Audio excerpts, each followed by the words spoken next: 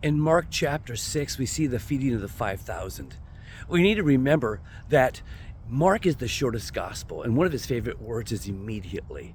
Mark just goes through the stories like none other. And so in doing so, there's some things that are abbreviated. For instance, in the feeding of the 5,000, Mark neglects to tell us that it was a boy that brought the 5 loaves and 2 fish. Mark also forgets to tell us that they had more leftovers than what they began with.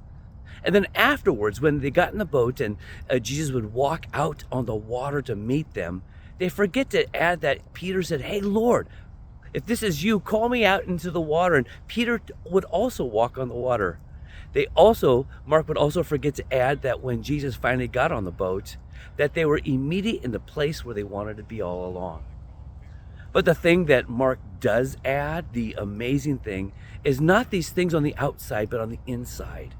Mark tells us that after he got into the boat, they were amazed at themselves because of the hardness of their hearts toward the feeding of the 5,000.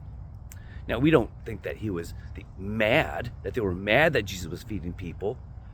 I think there was something going on in their heart that Jesus allowed them to go by themselves to talk about.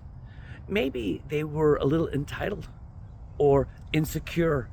I think we can become that way when in the world that we live in, entitlement, insecurities, and our first world problems, that we miss out on the grandeur of the miracles all the way around us.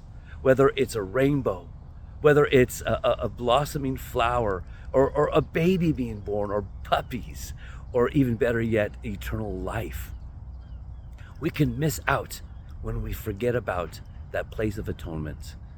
Hebrews tells us to fix your eyes upon Jesus, the author and the finisher of our faith, who for the joy set before him endured the cross, despising the shame, raised up and is at the right hand of the throne of God. I think we need to remember that place of atonement. It was joy that Jesus would be hanging on the cross because he loved us.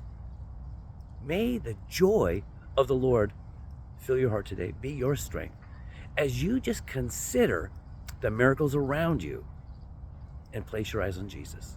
God bless you.